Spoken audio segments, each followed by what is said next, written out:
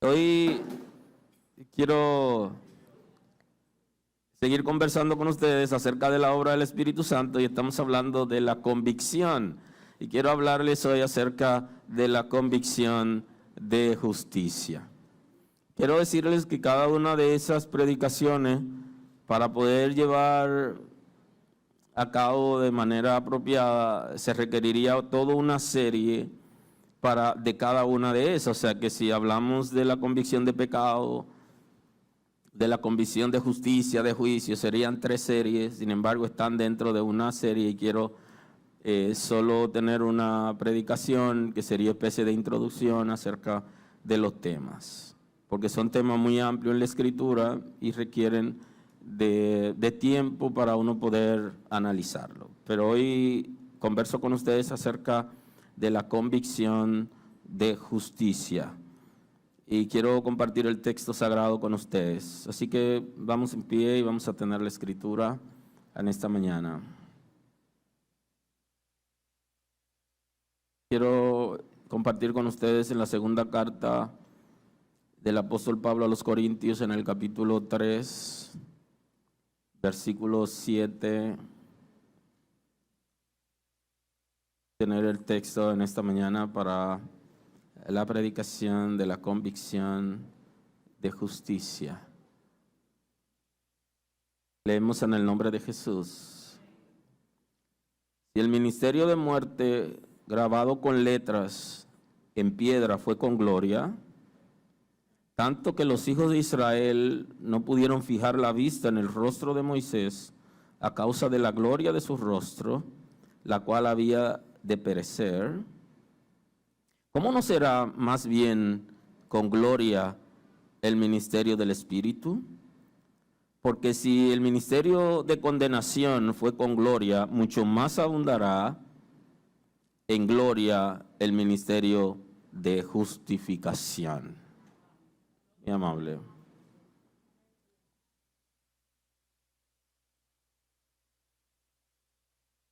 Bendito es el nombre del Señor. La convicción de justicia, la santidad de Dios y su justicia cerraban toda posibilidad de acercarse al Altísimo y eterno Creador.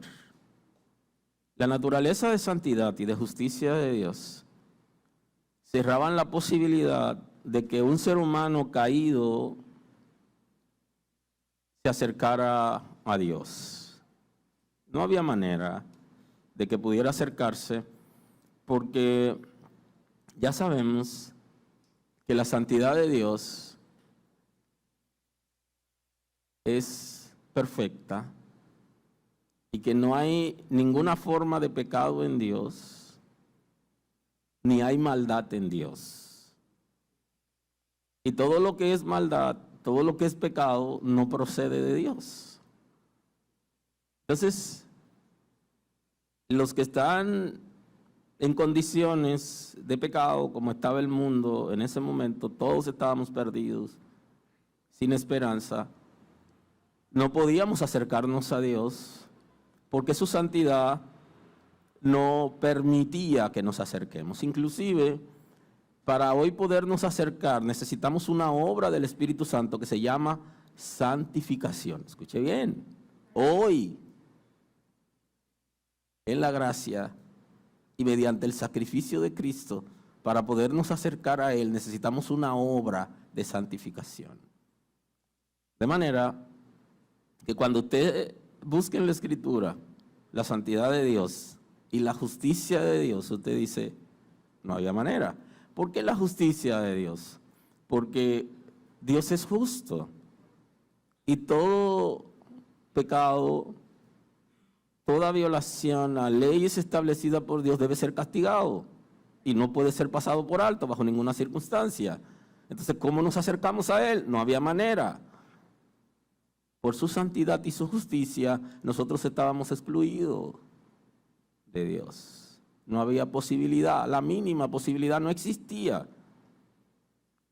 Y por eso es que el Espíritu de Dios tiene que convencernos de la justicia de Dios, que ya ha sido aplicada a Cristo, para nosotros podernos acercar. Por eso, en su manifestación visible, el Salvador dice, el reino de Dios se acercó. Es el concepto en la Escritura.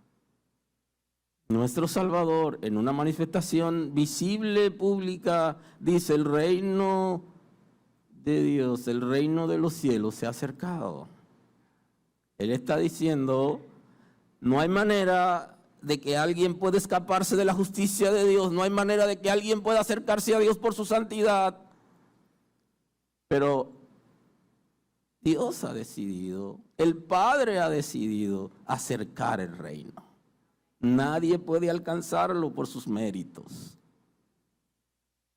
sino por los méritos del Salvador, y por eso Él dice, se ha acercado el reino, se acerca Cristo, con el propósito de llenar las expectativas de la justicia de Dios y que el ser humano pueda, por medio de Él, acercarse libremente donde está Dios. Por eso Cristo está diciendo, yo soy la puerta de entrada que estaba cerrada desde Adán. De eso se trata. La puerta al reino de Dios se cerró desde Adán y no había ninguna posibilidad de entrar por el pecado de Adán y por el pecado actual del ser humano.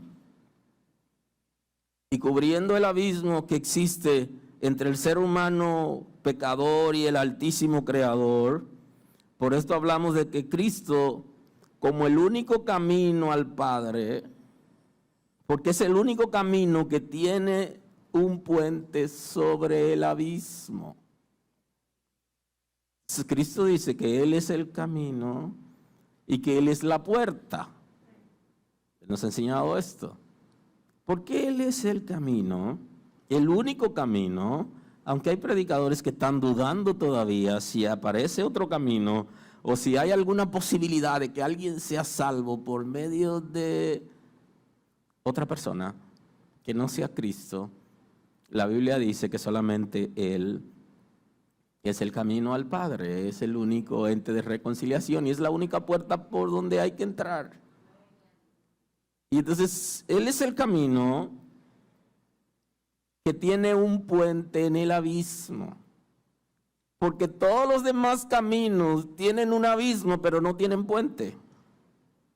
Aunque alguien haya dicho que es el puente, no lo sigan porque van a caer en el abismo, porque el único camino que tiene un puente para cruzar el abismo, que existe entre el ser humano y Dios es Cristo.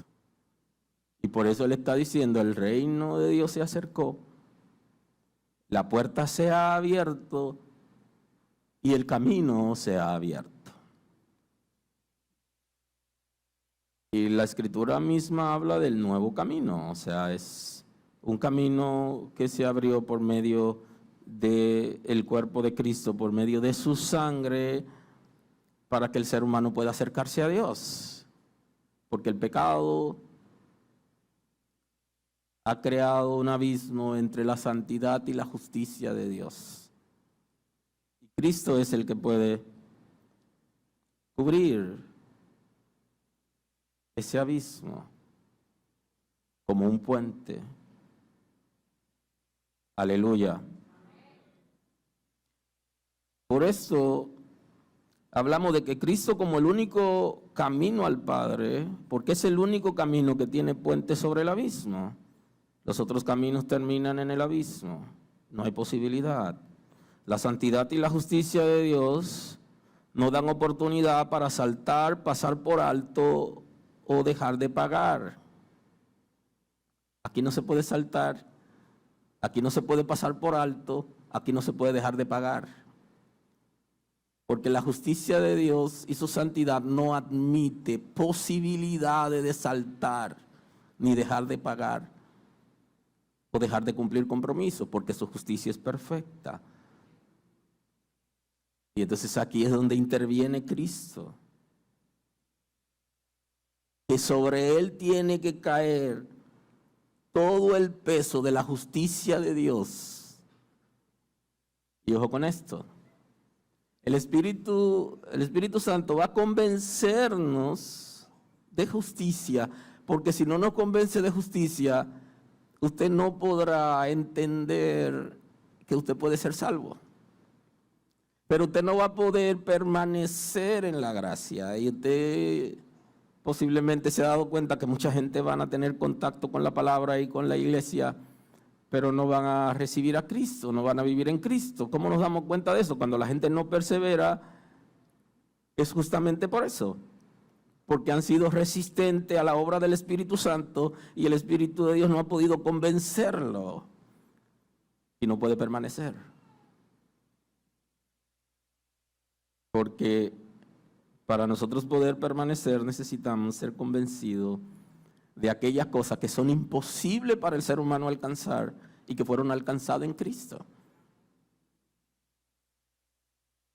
Y la convicción de justicia nos permitirá entender de que ya alguien ha pagado por nuestros pecados, que ya no somos prófugos de la justicia de Dios y que sí se ha pagado. Porque nadie puede saltar, dejar de pagar, porque todos debemos pagar. Y la única manera es en Cristo. Porque Él era, o es, porque Cristo es presente, es totalmente santo, fue tentado en todo y Él llenó dos expectativas importantes. Y fue las expectativas de la santidad de Dios y de la justicia de Dios. Lo que yo tenía que pagar, lo pagó Él. Pero lo pagó Él siendo santo a su vez. Y eso es lo que está planteando el escritor de los Hebreos.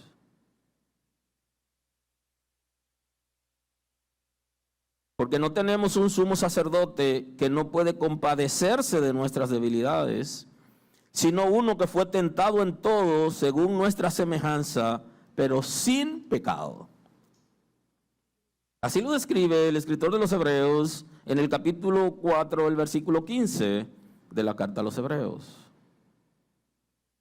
Porque no tenemos un sumo sacerdote, porque no tenemos un sacerdote, un intercesor que es débil, que no pueda tener compasión de nuestras debilidades y que no entienda nuestras debilidades, sino uno que fue tentado en todo, conforme a nuestra semejanza, pero algo particular, no cometió pecado. Entonces, como Él no cometió pecado, Él llenó las expectativas de la santidad de Dios. Para poder ser la persona que no se acerque, que no se reconcilie con Dios y que pueda también, la segunda etapa, llenar las expectativas de su justicia. Si nuestro sumo sacerdote, Cristo, quien la Escritura describe como la puerta y como el único camino al Padre, Él llenó las expectativas de la justicia de Dios, entonces el Espíritu Santo está para convencernos de esa obra. Y aquí es donde entra la obra del Espíritu Santo. Convencernos de la obra de Dios por medio de Cristo, de su sacrificio. Y el apóstol Pablo, cuando escribe a los Corintios, él refleja un punto importante acerca de Israel y de la gracia. Y él le llama ministerio de muerte al ministerio en Israel y le llama ministerio de justificación a la gracia. Entonces a la ley le está llamando ministerio de muerte porque era pasajero, porque no llenó las expectativas de la justicia de Dios, porque fue temporal, y el concepto muerte está muy ligado a lo temporal, a lo pasajero, a lo que tiene fin, a lo que no permanece. Y entonces a la gracia él le está llamando el ministerio de la justificación. Y por eso él dice, si el ministerio de muerte, grabado en letras de piedra, fue con gloria, observe que no está menospreciando el pacto con Israel, ni el ministerio del antiguo pacto, porque él habla de gloria. Y eso significa que la presencia de Dios estaba ahí. Ahora él está llamándole de muerte porque fue pasajero, porque no llenó las expectativas de la justicia de Dios, porque fue efímero, fue temporal, fue tipo de, no la causa de. Y por eso le llama de esa manera, pero le está llamando de gloria. Por tanto, que los hijos de Israel no pudieron fijar la vista en el rostro de Moisés a causa de la gloria de su rostro, la cual había de perecer. Entonces, por eso le llama de muerte, porque fue que el que pereció. Y entonces está citando a Moisés, que cuando bajaba del monte, y se ha escrito coros y todo eso acerca de eso, que Moisés resplandecía bajando el Sinaí, que su rostro se veía brillante como el sol. Y entonces, ¿qué sigue diciendo el coro? A ver, así serán los días, ¿verdad? Que está diciendo que la iglesia resplandecerá como Moisés. O sea, está haciendo una comparación interesante en el coro. Entonces Moisés, cuando viene de la presencia de Dios, baja en gloria y el pueblo de Israel no puede verlo de frente, y entonces tienen que cubrir su rostro con un velo para poder acercarse a la gente. Y en otro sitio dice que todavía el velo está puesto, porque hay ignorancia en el pueblo. Pero para nosotros el velo ha sido quitado, aleluya, y se abrió una nueva oportunidad, que es lo que Pablo está llamando aquí el ministerio de la justificación, así le llama a la gracia. ¿Cómo no será más bien con gloria el ministerio del Espíritu? Porque si el ministerio de condenación fue con gloria, mucho más abundará en gloria el ministerio de justificación.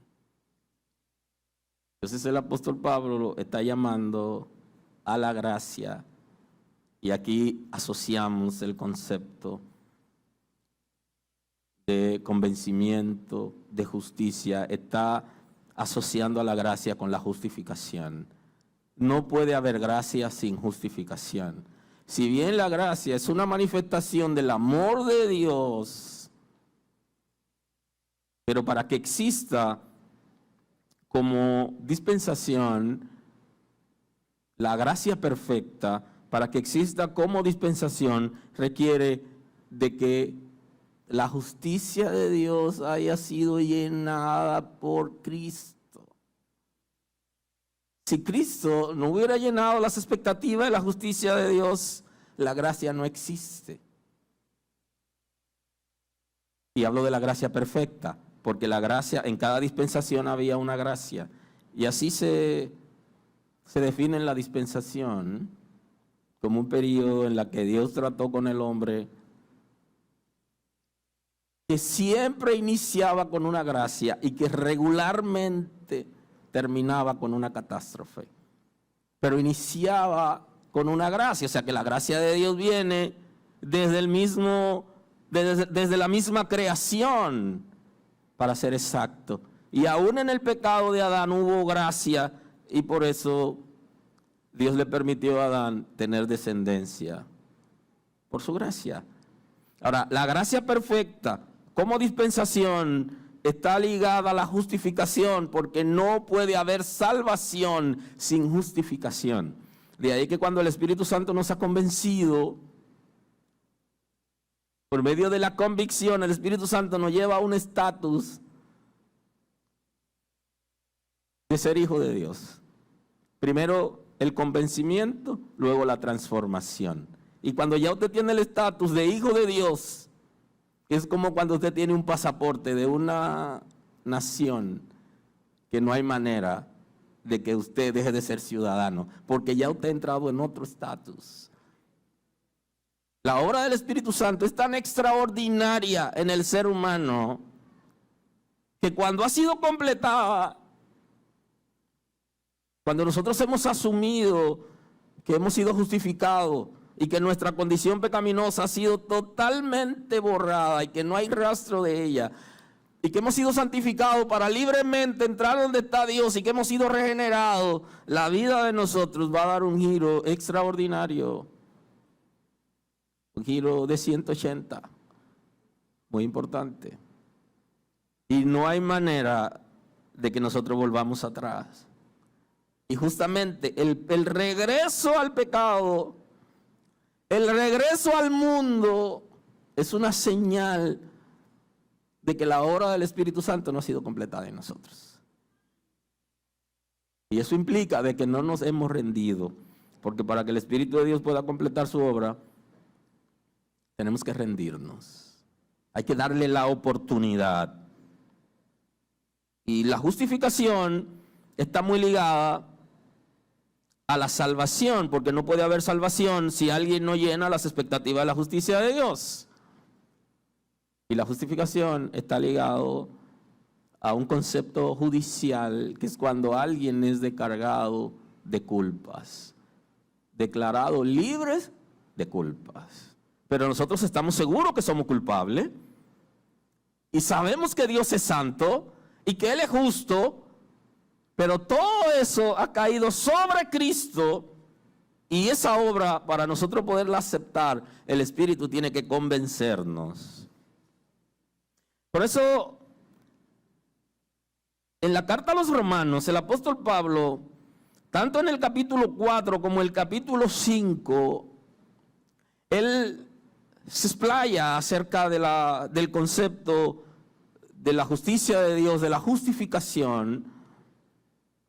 Y en el capítulo 4, permítanme leer unos textos para llegar al contexto, leer unos textos en el contexto para llegar al texto que quiero compartir, capítulo 4, a partir del 16. Lo comparto con ustedes, si son amables, tienen su Biblia a mano, Romanos. Dios ha hecho maravillas en su misericordia, y antes era tan difícil tener una Biblia gigante que no se podía ni mover, y que la iglesia la tenía secuestrada y amarrada con cadena para que la gente no tenga acceso a ella y contacto. Y hoy vivimos en una época donde todos los artefactos electrónicos, la Biblia cabe. Asunto de un clip. Dios es misericordioso. Por tanto, es por fe para que sea por gracia, a fin de que la promesa sea firme para toda su descendencia. No solamente para que la que es de la ley, sino también para la que es de la fe de Abraham. Y subraya en Abraham que en este capítulo el apóstol Pablo está tratando de decirnos que aún Abraham, antes de la ley, para poder alcanzar la gracia de Dios y la salvación, debió ser justificado. Y este punto es sumamente importante. O sea, que Dios tuvo misericordia de él, y por eso se llama a la gente que fue salvo por Dios. La gente que fue salvo por Dios en el antiguo pacto, desde los descendientes de Adán hasta Cristo. ¿Usted sabe cómo se le llaman?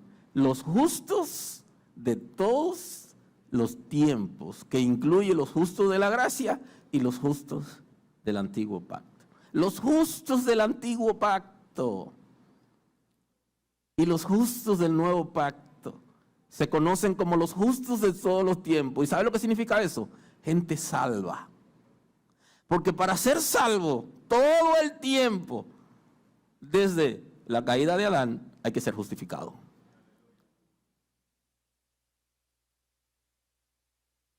Bendito es el nombre de Dios. No solamente para el que es de la ley, sino también para el que es de la fe de Abraham, el cual es padre de todos nosotros, como está escrito: te he puesto por padre de mucha gente delante de Dios, a quien creyó, el cual da vida a los muertos y llama las cosas que no son como si fuesen. Él creyó en esperanza contra esperanza, para llegar a ser padre de mucha gente, conforme a lo que se había dicho. Es interesante que Pablo esté hablando de la justificación por fe desde el capítulo 4, y que nos diga a nosotros que Abraham, para ser justificado, debió ser por la fe. Y por eso es que las Sagradas Escrituras nos hablan del concepto de padre de la fe. Y hay una promesa que se da a Abraham, que en él serán benditas todas las naciones de la tierra. Y se refería justamente a Cristo, que venía de la descendencia terrenal de Abraham y que iba a llenar las expectativas de la justicia de Dios para que nosotros seamos salvos. Se refería a eso. Entonces nosotros fuimos benditos en Abraham por Cristo. Y Abraham, aún antes de la ley, fue justificado por la fe. Lo que establece la Escritura es que nadie llenará las expectativas de la justicia de Dios por medio de su comportamiento, de su obra. Nunca lo llenará. Porque por mucho esfuerzo que nosotros hagamos, no podremos llenar las expectativas de la justicia de Dios. Por eso Abraham, para poder ser salvo, necesitó ser justificado por la fe. Lo mismo que ocurre con nosotros. Y de eso es que nos va a convencer el Espíritu Santo, de la justicia de Dios que viene por la fe. Pero la fe, ¿en quién? Porque la fe es un concepto amplio. La fe en Cristo. Entonces, ¿cómo es que Abraham fue justificado en Cristo?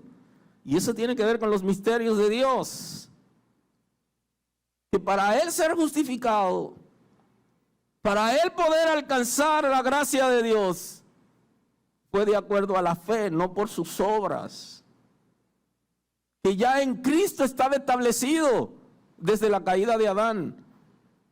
Y nosotros hoy vemos esa manifestación gloriosa de la justificación en Cristo y vivimos en ella. ¿Cuánto hubieran querido vivir la gente del antiguo pacto? Vivir lo que nosotros estamos viviendo. No tuvieron esa oportunidad los profetas. Soñaron con eso.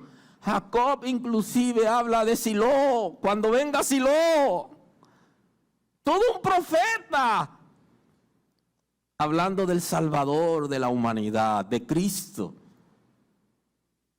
Y que usted ve la humanidad perdida, sin esperanza, sin Dios, y usted dice, pero ¿cómo es posible que vivan así todavía? Ya saben que es una responsabilidad de la iglesia, porque la gente no va a escuchar, ¿verdad?, la palabra si usted no se la da, y el Espíritu Santo va a obrar en la gente mediante usted, cuando da la palabra, mediante nosotros. Pero necesitamos ser justificados desde siempre, por la fe. Así será tu descendencia. Y no se debilitó en la fe al considerar su cuerpo, que estaba ya como muerto, siendo casi de 100 años. Y así describe Pablo la expresión esperanza contra esperanza, porque ya no había ninguna esperanza para que él pueda tener hijos. Pero ya la promesa había sido dada y Cristo debía salir en términos humanos de los lomos de Abraham. Y aún de casi 100 años, es como decir, ya con las mínimas posibilidades para engendrar y casado con una mujer que ya no tenía posibilidad para ovular y que había pasado su tiempo de fertilidad. Entonces así describe Pablo esperanza contra esperanza, para referirse a la fe que estaba en Abraham, que lo llevó a ser padre de multitudes y padre de la nación de donde Cristo vendría para salvar a la humanidad completa, tanto a los descendientes de Abraham como a los que no son descendientes de Abraham. Así será su descendencia, y no se debilitó en la fe al considerar su cuerpo, que estaba ya como muerto, siendo de casi 100 años, o a la esterilidad de la matriz de Sara.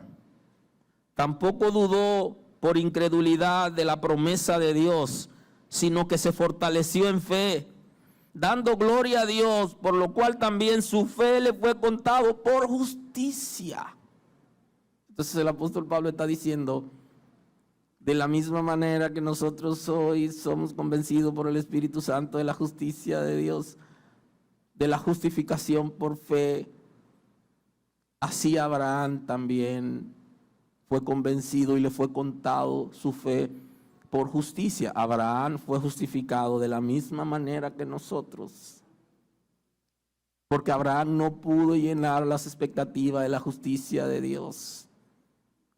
El sacerdote que hacía la administración en la ley por los pecados del pueblo no pudo llenar las expectativas de la justicia de Dios, porque ese sacerdocio era tipo del sacrificio perfecto, del sacerdocio y sacrificio perfecto de Cristo, que fue sumo sacerdote, pero también fue el Cordero.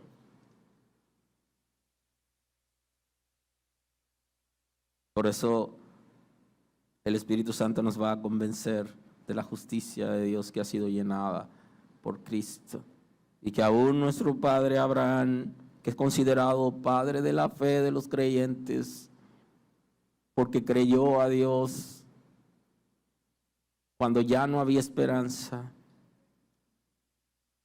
y fue firme, y no solamente con respecto a él, sino que escribió que le fue contado, que le fue contada, sino también con respecto a nosotros, a quienes ha de ser contada esto es, a los que creemos en el que levantó de los muertos a Jesús, Señor nuestro, el cual fue entregado por nuestras transgresiones, resucitado para nuestra justificación. Entonces aquí Pablo está describiendo de esa misma manera que Abraham fue justificado, también nosotros por medio de Cristo, quien ha sido sacrificado y resucitado para nuestra justificación. Quien llena las expectativas de la justicia de Dios es Cristo. Y por eso nosotros no somos prófugos de la justicia de Dios hoy. Por eso no tenemos pleito con Dios. Por eso no somos enemigos de Dios, sino que alguien pagó por nosotros. Y la predicación del Evangelio está basada en esos principios. Por eso el Espíritu Santo tiene que convencernos de que sí podemos ser libres del pecado, que podemos dejar de ser prófugos de la justicia de Dios, porque ya alguien ha llenado las expectativas de su justicia, que nadie puede escaparse de la justicia de Dios, que todos tienen que ser juzgados y al ser juzgados serían condenados, pero en Cristo ya Él la llevó y Él fue condenado por nuestros pecados y ya la condenación mía cayó sobre Él. Y yo hoy puedo ser amigo de Dios y puedo entrar donde está Dios. Y en el capítulo 5, entonces ya el apóstol Pablo nos dice, inspirado en el Espíritu, justificados pues por la fe, tenemos paz para con Dios por medio de nuestro Señor Jesucristo. Así que cuando la Escritura está diciendo que el castigo de nuestra paz fue sobre Él, está diciendo que como Cristo ha sido sacrificado por nosotros, como Él llenó las expectativas de la justicia de Dios, nosotros podemos tener paz con Dios por medio de la reconciliación. Ese concepto de que molido por nuestros pecados y que fue castigado por nuestra paz, fue justamente porque sobre Él cayó el peso de la justicia de Dios que debió caer sobre el ser humano. Y entonces hoy tenemos paz con Dios por medio de la justificación. Justificados pues por la fe, tenemos paz para con Dios.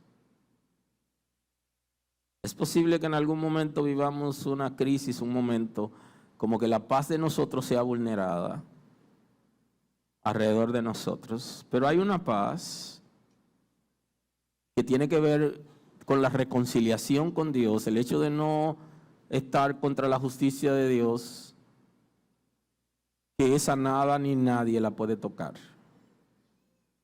Y esa es la paz que trae la justificación. En quien también tenemos entrada por la fe a esta gracia. Quien nos ha dado por medio de la paz entrada libremente a esta gracia, en la cual estamos firmes y nos gloriamos en la esperanza de la gloria de Dios. Y Pablo aquí está describiendo en la cual estamos firmes, y ese punto es importante. Y esa es una palabra que puede ser inclusive de esperanza para algunos hoy aquí, que pudieran estar pasando alguna situación difícil en la vida y se sientan inseguros de Dios y tengan ciertos temores y todavía se estén preguntando si Dios lo perdonó. El apóstol está diciendo, inspirado en el Espíritu, estamos firmes. O sea, hemos sido convencidos por el Espíritu de Dios, estamos seguros y permanecemos. Y está muy ligado a lo que se conoce como la perseverancia de los santos, donde aquellos que han sido justificados, santificados, regenerados, adoptados como hijos de Dios y entran en el estatus de hijo, permanecen, pase lo que pase, firme, porque el fundamento está en Cristo y es el único fundamento que da firmeza, es el de Cristo. Y para esto necesitamos ser convencidos por el Espíritu Santo. Cristo me ha justificado, pero el Espíritu Santo me convence de que yo lo he sido. Pues si por la transgresión de uno solo reinó la muerte, mucho más reinará la vida por uno solo, Jesucristo, dice el texto. Entonces ya el apóstol Pablo también ha trabajado el concepto del primer Adán y del postrer Adán. El primer Adán fracasa, desobedece a Dios, compromete el mundo y su descendencia. El primer Adán ha fracasado, el postrer Adán, porque Cristo viene a restaurar lo que Adán perdió y toma un cuerpo como el de Adán. Solo que Adán no pudo permanecer en la santidad. Y como no pudo permanecer en la santidad, cayó. Cristo permaneció en la santidad. y además se expuso para que el castigo de la humanidad, porque Dios como juez justo no acepta soborno, no acepta cohecho, no es parcial, y entonces no cabía de vuelta el ser humano después de haber caído. Por eso la Escritura habla de la respuesta de Dios desde antes de crear al ser humano. Y está expresado en la Escritura que dice que Cristo ha sido elegido como Cordero antes de la creación del mundo.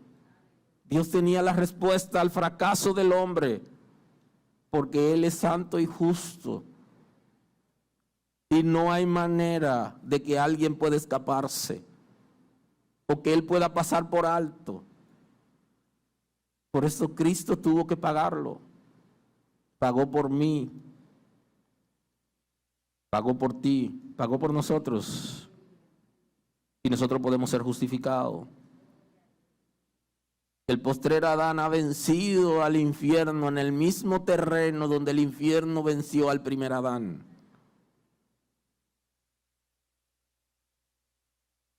Y hoy hay victoria. Bendito es el nombre de Dios.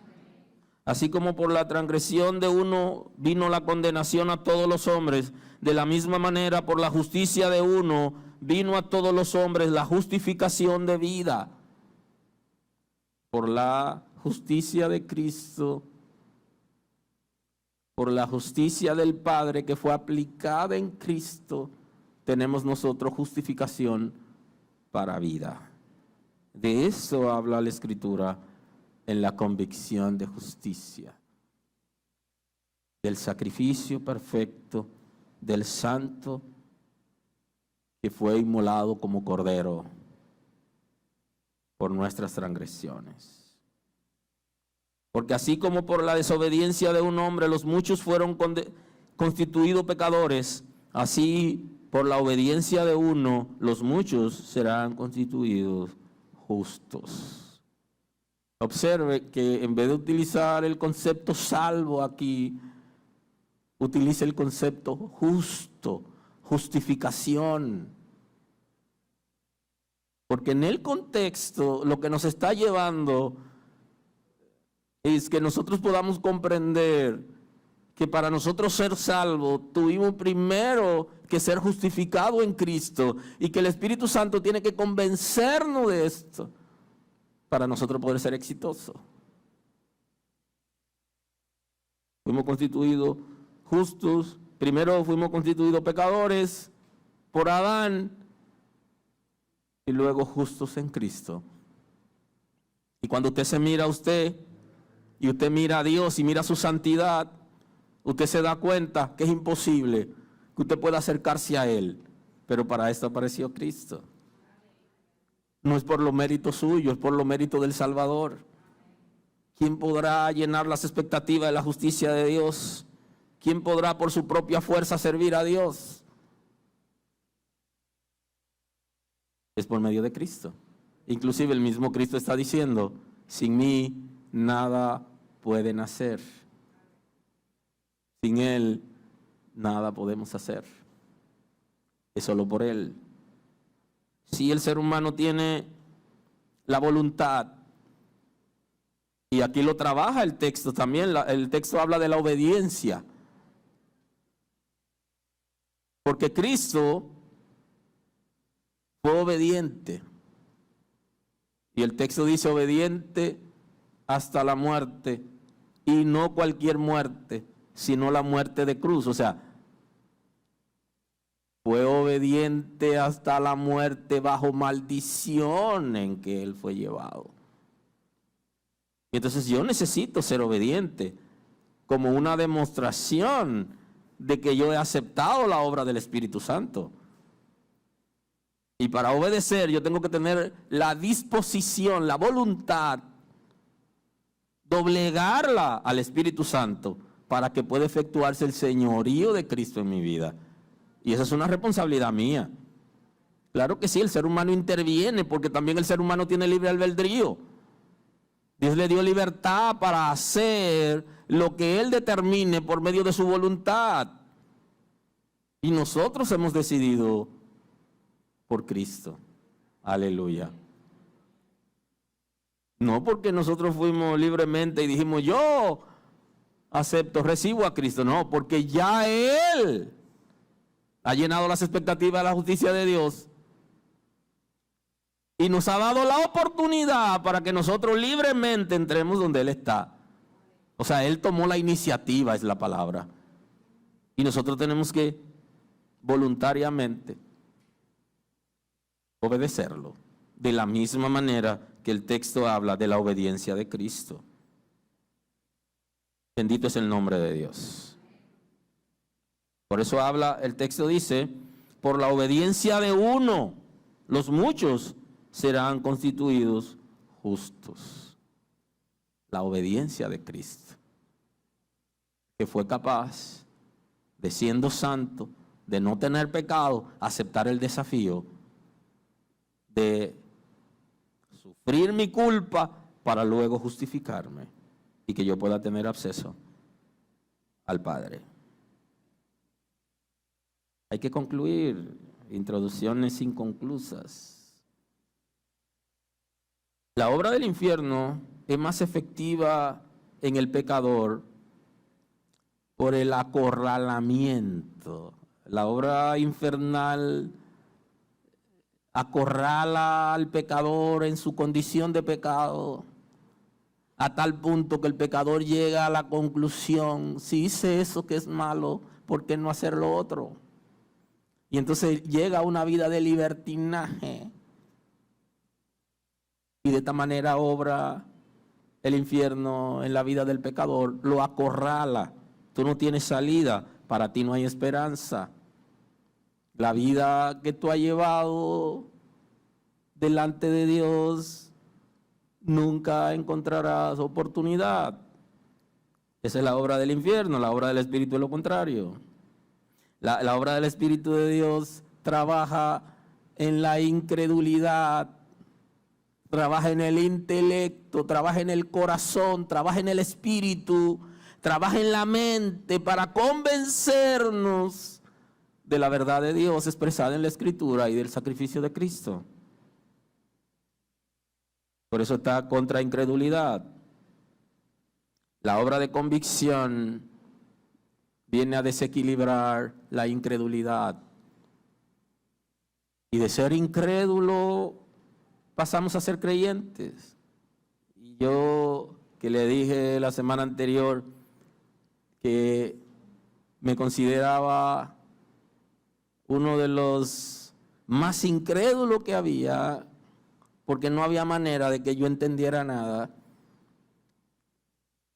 porque la filosofía me había llevado a tener un pensamiento concreto, contrario a lo que Dios había establecido, y el Espíritu de Dios me convenció de mi miseria y de la oportunidad que tengo en Cristo.